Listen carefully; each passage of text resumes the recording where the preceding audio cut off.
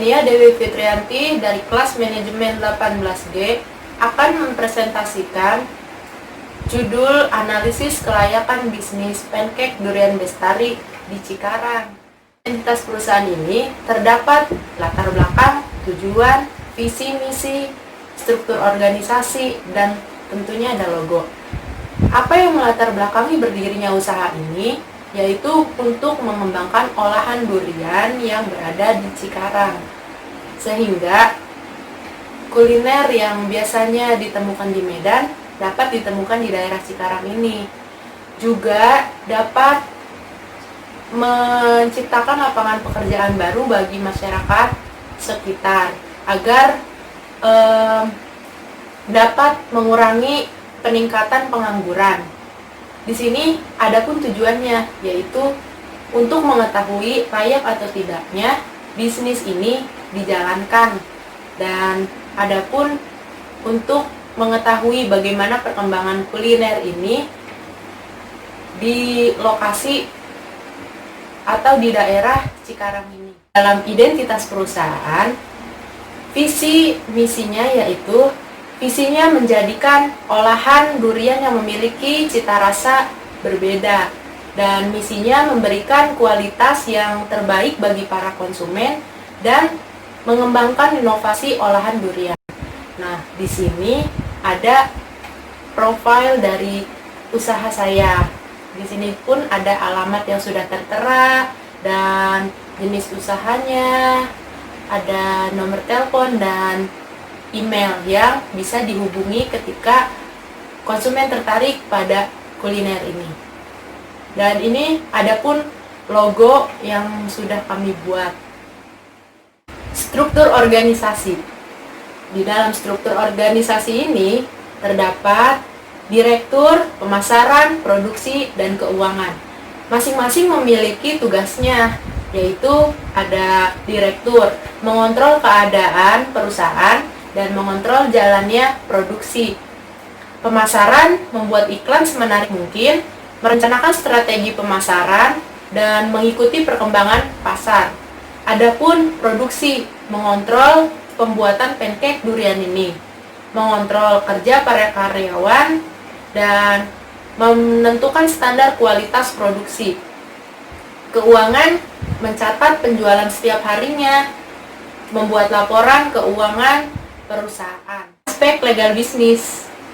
Di dalam kajian aspek legal bisnis ini terdapat jenis perusahaan. Nah, jenis perusahaan ini yaitu CV pancake durian.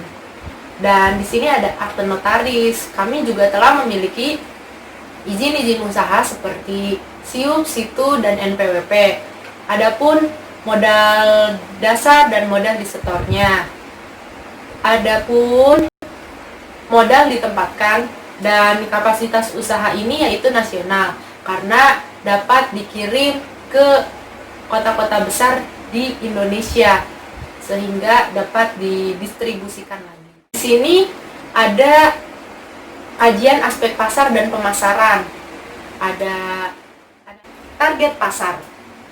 Target pasar dari usaha pancake durian ini yaitu semua kalangan, baik masyarakat sekitar, toko-toko yang terdapat di daerah tersebut, dan toko-toko yang sudah berlangganan menjadi supplier di kota-kota besar di Indonesia. Lalu, sudah diperkirakan permintaan selama 5 tahun mendatang, dari 2020 sampai 2024. Nah, perkiraan penjualan permintaan selama 5 tahun mendatang, yaitu sejumlah 2.640.000 pieces pancake durian yang siap diproduksi atau memiliki permintaan selama 5 tahun ini. Adapun strategi pemasaran, segmentasi, targeting, dan positioning. Nah, di dalam segmentasi ini ada geografis. Dilihat dari lingkungan, produk yang saat ini dipasarkan sangat strategis, terdapat di Cikarang, dan kami pun melakukan promosi di media sosial agar menambah segmen pasar dan membuat konsumen di luar kota merasa puas akan produk yang dihasilkan. Dan segmentasi psikografis, ada pancake durian yang rasanya sangat lezat dan legit, cocok untuk semua kalangan. Produk yang dijual pun memiliki kualitas terbaik. Positioning. Harga yang terjangkau dengan bahan baku yang berkualitas dapat membuat positioning produk lebih kuat untuk diterima di kalangan masyarakat. Targeting. Target utama kami yaitu supplier di kota-kota besar di Indonesia dengan mencari konsumen melalui media sosial dan memberi informasi mengenai pancake durian ini. Lalu ada bauran pemasaran, ada produk, price, place, dan promotion. Produk. Nah, produk ini adalah barang atau jasa yang dihasilkan oleh suatu perusahaan.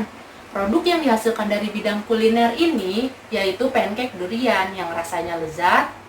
Produk yang dihasilkan menggunakan bahan baku durian yang berkualitas, tempat produksi yang bersih dan higienis. Price.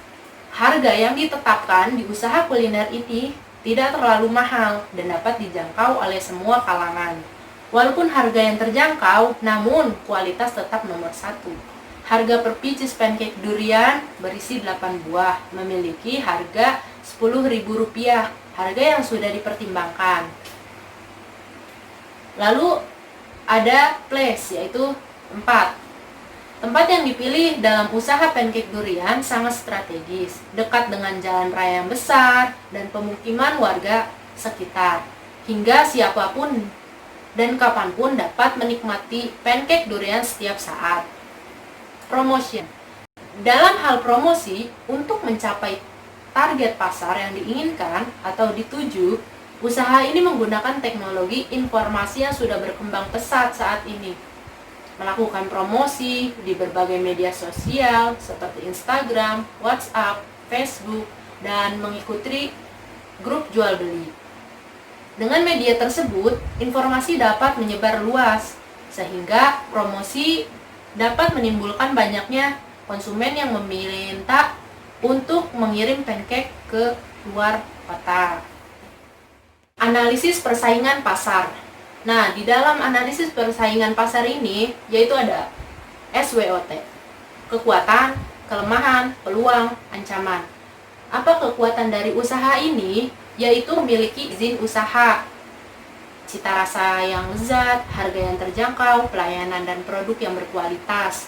Kelemahannya yaitu bahan baku yang sewaktu-waktu akan melonjak naik, dan peluangnya tidak ada yang memproduksi pancake di wilayah ini. Meningkatnya intensitas promosi di sosial media. Lalu ancamannya yaitu harga bahan baku yang mengalami kenaikan harga. Siklus hidup produk. Di dalam siklus hidup produk terbagi menjadi 4 bagian, yaitu tahap 1, tahap 2, tahap 3, dan tahap 4. Nah, tahap 1 ada tahap perkenalan, yaitu dengan meluncurkan produk ke pasaran. 2, tahap perkembangan, yaitu memperluas pasarnya. 3, tahap kedewasaan, yaitu persaingan yang ketat. Nah, di dalam bisnis pasti sewaktu-waktu akan memiliki pesaing bisnis. Lalu di sini menguji bagaimana kedewasaan usaha ini dapat berkembang. Lalu tahap 4, tahap penurunan, yaitu di mana produk pancake durian ini ada kalanya mengalami penurunan, dan setiap usaha pasti mengalami. Kajian aspek teknis dan operasi. Cakupan produksi atau operasi terbagi menjadi 2, yaitu sasaran pasar, jumlah produksi selama 5 tahun. Sasaran pasar ini yaitu lokal, karena kami mengirim pancake durian ini ke berbagai wilayah kota-kota besar di Indonesia. Dan adapun jumlah produksi selama 5 tahun yaitu 2.640.000 pancake durian. Kebutuhan teknis, analisis lokasi. Dari analisis lokasi tersebut dapat diketahui bahwa wilayah penilaian aspek teknis tertinggi yaitu Cikarang. Dilihat dari berbagai indikator memiliki jumlah 375, aspek ekonomis 220.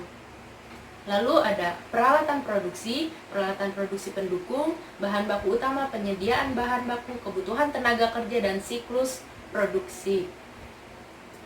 Lalu di sini ada tata letak dari pabriknya. Layout pabrik dibuat teratur guna mengefisiensi waktu agar proses produksi berjalan dengan lancar dan karyawan pun merasa nyaman. Konsumen yang datang pun diberikan fasilitas yang baik seperti lahan parkir yang luas lobi dan juga dilengkapi dengan taman. Lalu ada kajian aspek keuangan. Di dalam kajian aspek keuangan terdapat menjadi 3, yaitu biaya kebutuhan investasi, arus kas, dan penilaian kelayakan investasi. Di sini telah dibuat secara rinci biaya kebutuhan investasinya. Lalu ada kebutuhan investasinya, lihat dari biaya prainvestasi, biaya pembelian tanah, biaya bangunan dan prasarana, biaya pembelian peralatan, dan inventaris kantor. Maka diketahui jumlah kebutuhan dananya. Lalu kita buat arus kas atau cash flow, sehingga estimasi laporan laba ruginya sudah terbentuk. Lalu kita buat estimasi cash flow CV Pancake Durian Bestari ini. Kita buatkan tabelnya ya seperti ini, kas masuk dan saldo akhir kasnya. Lalu penilaian kelayakan investasi diukur menggunakan 5 alat, yaitu atau 5 perhitungan, yaitu payback period, average rate of return, net present value, internal rate of return, dan profitability index. Nah, sebelumnya kami membuat cash flow selama umur ekonomis, yaitu 5 tahun dari 2020 sampai 2024. Nah, kami menghitung payback periodnya dan average of return-nya. Sudah diketahui payback period sebesar 2 bulan dan average rate of return-nya 144%. Lalu net present value-nya. Kami buatkan perhitungan net present value dengan kas berbeda per tahunnya. Nah, lalu didapatkan jumlah PV kas bersihnya. Lalu internal rate of return-nya, net present value dengan suku bunga 28% dan 29%, maka didapatkan hasilnya menjadi 70,6%. Lalu profitability index-nya 8,6 kali. Maka kesimpulan dari aspek keuangan ini dapat dikatakan bahwa usaha ini merupakan layak atau baik untuk dioperasikan karena setelah diukur melalui 5 alat ukur tadi, hasilnya adalah baik. Kesimpulan dari presentasi ini yaitu CV Pancake Durian Bestari merupakan bisnis yang bergerak di bidang kuliner, memiliki izin usaha. Pemasaran pancake durian ini sudah berkembang menggunakan digital marketing sehingga dapat memperluas pangsa pasar dari bisnis ini. Tempatnya strategis dan layout pabrik dibuat seefisien mungkin untuk mengefisiensi waktu dan tenaga. Sumber daya manusia yang terdapat di bisnis ini sudah memiliki keterampilan berinovasi dan tanggung jawab. Bahan baku dan pelayanan di bisnis ini memberikan yang terbaik agar konsumen merasa puas akan produk ini. Dan dari perhitungan aspek keuangan, maka dapat disimpulkan bahwa bisnis ini layak beroperasi dan juga dilihat dari berbagai aspeknya. Ini merupakan daftar pustaka dan testimoninya. Cukup sekian presentasi dari saya, kurang lebihnya mohon dimaafkan. Wassalamualaikum warahmatullahi wabarakatuh.